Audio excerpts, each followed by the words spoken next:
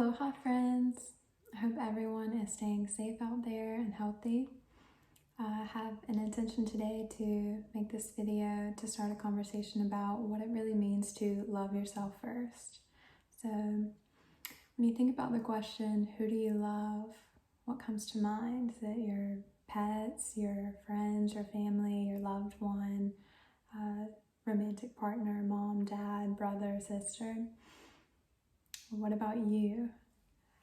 So I just wanted to bring this up because it's been something I've been learning a lot recently, that to love others and to love the planet, to love animals, all that, you have to love yourself first and you have to care for yourself. And this is really related to your thoughts, your feelings, and your actions towards yourself, and seeing how actually in alignment those are with who you really are, with your truth. And so this is a constant daily practice. This isn't like, oh, I'm going to love myself today, I'm going to take a bath, or I'm going to go outside into nature, or have some downtime. But this is actually a daily thing where you're constantly checking in to say, am I really honoring my needs and my desires right now, or am I putting other people first? And this is especially important for people who are prone to people pleasing, like myself, and those who just want to help others, help people in need. So this could be healthcare workers, teachers, mothers, women in general, really, and men as well, but people that are more sensitive and tuned into the suffering of others and wanting to help. It's really easy to put someone else before yourself. So one of the main things that we can do to love ourselves first is to stop people pleasing and putting those other people's needs before our own, because what it does is it takes us out of integrity with ourselves, which starts to just build resentment, regret, and that those emotions and thoughts can lead to disease, manifesting dis-ease when you're not fully at ease and at peace with yourself, because you're acting out of integrity with your truth and you're following someone else's truth to please them and to satisfy their needs and their wants and their desires. So it can be really unhealthy to fall into the pattern of people pleasing. So stop people pleasing. And the way to really change this habit is to really consciously choose to stay present to your own needs and your own desires. And so realizing, wow, I actually don't have to agree with everyone. I don't have to agree with my mom or my dad or my school or society or whoever else, so other authorities in your life. You don't have to agree with everything that they say, what they believe, their opinions about how you should be living your life. That is like a key step, is to even just realizing that. Like, I don't know about you, but for me this was a huge thing, and to really start to change this habit, it's like consciously staying present to when you're starting to get into a loop. Oh, I'm about to take an action that's not in full integrity with myself. I'm about to do that people-pleasing thing that I do again, and not necessarily saying, oh, I have to like change it right in this moment. Even just having that awareness that you're doing it can really start to help you see the effects of that, how that's negatively impacting your life in the long run and in the short run. And then as you start to notice it more and more and be conscious of it as you're doing it, then you're able to, in that moment, have that strength and have that courage to break that habit, break that pattern, and transmute it and say, no, I'm gonna speak my truth. I'm gonna stand in my power here and not give it away by honoring someone else fully rather than myself. Because remember, everyone else is thinking about themselves and doing what's best for them. We have to do that for ourselves too, as people who tend to people please or put others first.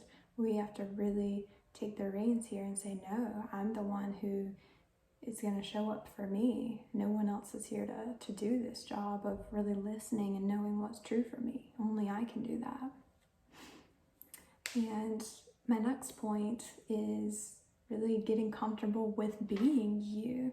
You know, if you're really used to just putting other people first, other people's needs, you may not even know what your needs are. You may not even know what you want or what you believe or who you are as a person.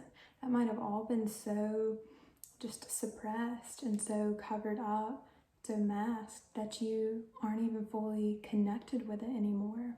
So it's really looking within. It's taking those moments to yourself to reflect, journal, sit with yourself alone in nature, and get to know yourself again, befriend yourself again, start to embrace your unique expression and stay true to that, and discover what actually sparks joy for me, what brings joy.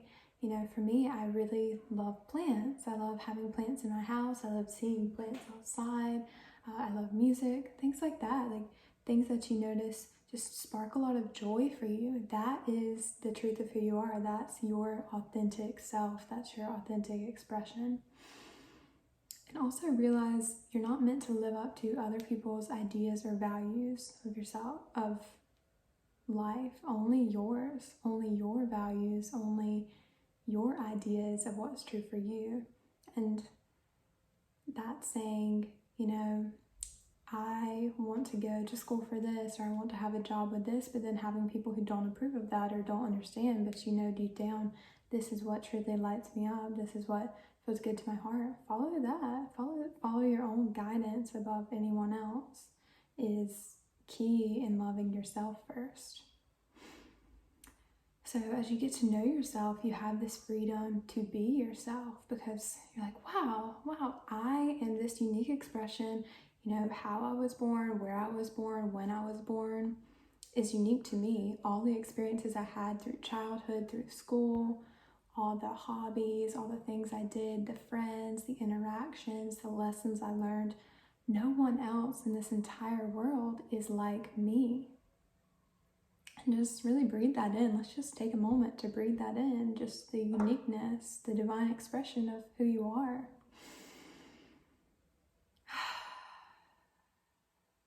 This isn't with an ego about it. This is just the truth. This is the truth of the matter. You've been born to be who you are, not to follow the herd, not to think exactly as everyone else, not to do exactly as everyone else, but to do what feels true to you. And that's how you really make your mark in the world. And that's how you really find your true joy, your true north, and your path, your purpose here on this planet at this time. So you know, there's that saying, dance to your own beat, march to your own drum. Well, it's not just for some of the weirdos or the crazy people out there. No, this is everyone. We're all meant to be finding our own rhythm, really tuning into our own rhythm. It's within us. It's not something outside of us. That's what's so important about self-reflection and self-awareness, self-discovery, really knowing yourself. I have a 10-day Know Yourself challenge that I'll put into the show notes that you can join if you'd like, just to get to know yourself, a little guided Know Yourself journey to help you do this. Once you start to know yourself, you start to just build self-love, build self-respect, and value your own internal guidance above anyone else's opinions. What's actually the values of your heart? What do you truly care about? And as you get to discover that, you realize it's the most beautiful, most important thing in your entire world, in your entire life, is what you value and what's true for you.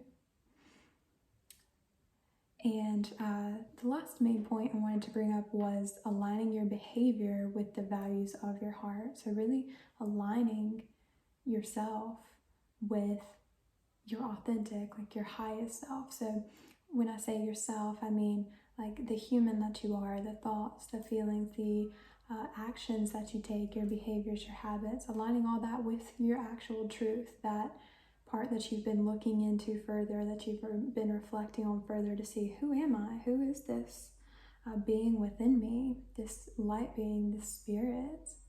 Who is she? Who is he? And as you align yourself with the values of your heart, well, your heart is like your highest expression. So that's values like compassion, love, forgiveness, patience, respect, and honesty. So that's regarding yourself with all those traits. So it's having thoughts like, oh, I forgive myself for making that mistake.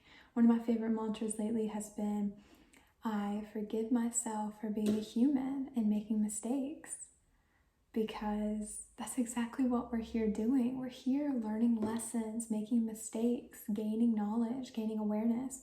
That's our whole reason for being here as human beings, is to have those human experiences. And so it's really shifting those mindsets from feeling hopeless and helpless into being self-reliant, being optimistic, like I can do this, I can rely on myself. I don't have to get upset because I can't rely on someone else, or I can't trust someone else, because I rely on myself. I trust myself. I trust my internal guidance, my heart. I'm connected to that now. So I don't have to be upset that someone else's behavior wasn't exactly how I wanted. I get to choose what I let into my world and what I don't. I get to choose to forgive. When you forgive yourself and when you forgive others, that's when you're actually healing your heart. So, making a mistake, saying that's all right, like I forgive that. I still love myself. I still see the highest version of that person, even though they've made this mistake, even though they've messed up and had this inconvenience for me or something like that. It's seeing yourself and seeing others in their highest expression. And it's this beautiful form of love in action to do this. The other thing is to understand your values in life. So, I brought up some values of the heart, like compassion, honesty, forgiveness, respect. So it's really getting to know, what are your values?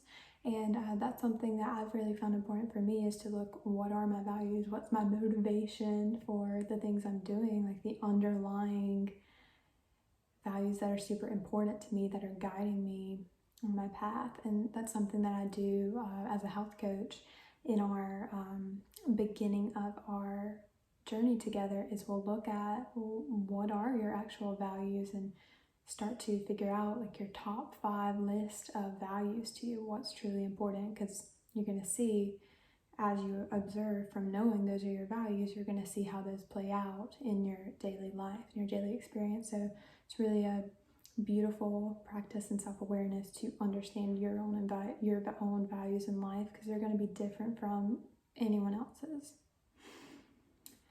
And it's also being comfortable and happy alone by yourself, and not needing someone else to fill that void, that sense of loneliness, fill the quiet space. It's feeling comfortable, feeling content by yourself before rushing out to seek a romantic partner, someone to complete you or anything like that. Allow yourself to complete you. Allow yourself to take up the full space and see the full spectrum of who you are before you connect with someone else, and see if they've done that work within themselves. It's going to tell you a lot about the potential of the relationship, to see, okay, they've done this inner work as well. They've looked into themselves. They know themselves. It's going to make it a much more powerful connection for both of you, to not be trying to depend on one another to complete the other. And then celebrate yourself, celebrate your wins along the way, celebrate how far you've come. Something I love to do, and that I really recommend if you start to get down or anything on the progress that you're making, is saying, okay, well, where was I a year ago? You're probably a lot further along than you were a year ago, probably a lot more aware, probably making a lot of progress from that place. So just acknowledging yourself, celebrating yourself regularly, even for the little things. The little moments are what make up your entire life. So do that for yourself. Don't expect someone else. Don't need that external validation always of like, yes, you did a good job because someone else told you you did a good job. Set that standard for yourself. Like, what does a good job, what does success actually mean to me? And measure yourself on that, on those results. Measure yourself on those things you accomplish that you want to, on finding that balance in your life of actually allowing yourself to rest rather than overwork, or allowing yourself to finish this project before starting the next. These little markers that only you can know mean success for you. And then this one is like my favorite. Really honor your commitments to yourself as much as you do to other people.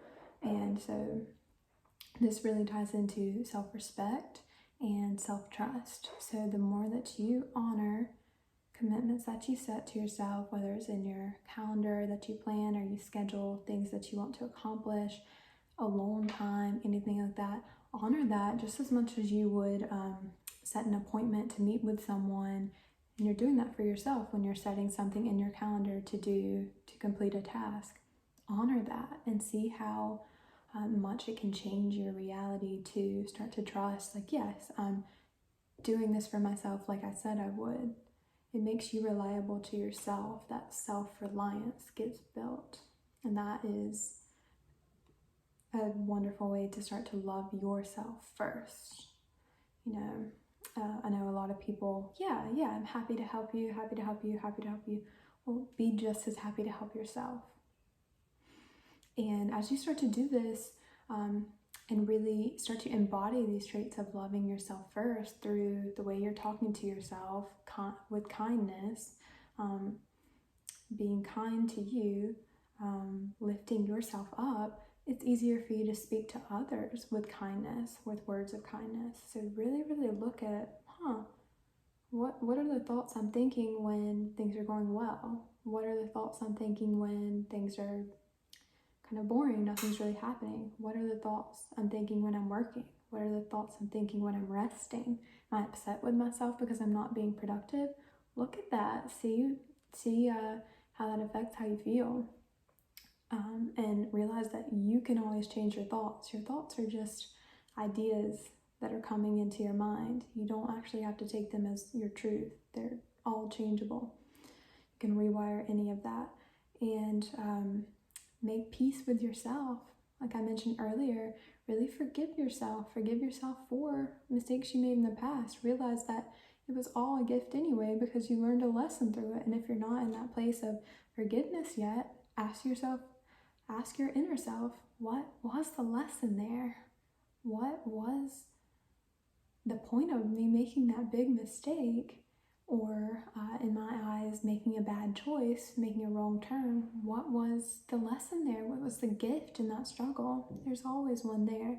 And so when we can reframe it, like, none of our experiences are actually bad. None of them are big mistakes. They're all helping us move along further on our path. Then we can start to make peace with ourselves and with the choices that we've made and choices that we're currently making.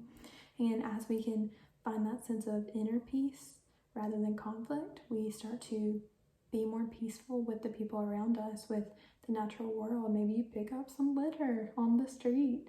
Maybe you feed a cat or animal that looks hungry. So it starts to be a ripple effect out to other people when it starts from within. And be your own best friend. Give yourself what you need. If you need a shoulder to cry on, cry to yourself. Write in your journal, express what you're feeling, and it makes you be able to ripple that out to be that much better of a friend to someone else whenever they need that too. And as you care for yourself, honor yourself, respect yourself, and nurture yourself, others in the natural world, that's really the way that we embody and act out our love for God, our love for the divine creator of all that is, of us, of others, of this world, this beautiful planet, because that's all within us. I mean, we're all little drops of source, drops of the creator, this little spirit within us, spirit within all things. And as we cultivate that love for for that piece of us, we can see the whole world with eyes of love. So the last thing I want to say about this topic of what it means to love yourself first is that you truly are the only constant in your life. From birth until death, you are the only person that's going to be here the whole time. And I know that can be a little sad to think about, but as you really start to consider it, you see, okay, yeah, I've got to love myself first. I'm the only one that's going to be here the whole time.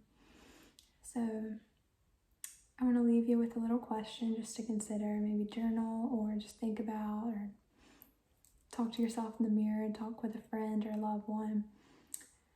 How can you more consistently give love to yourself?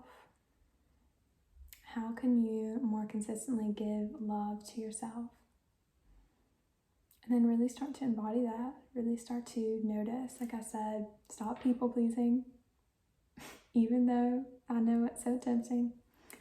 Really get comfortable with this unique, beautiful expression that you are, and start to align your behavior with your true values that are within your heart. And you will really start to reap the benefits of loving yourself first and then allowing yourself to love others from that space of just pure love rather than regret, resentment, any of that. So I hope this was helpful. I hope you found value from this. Much love.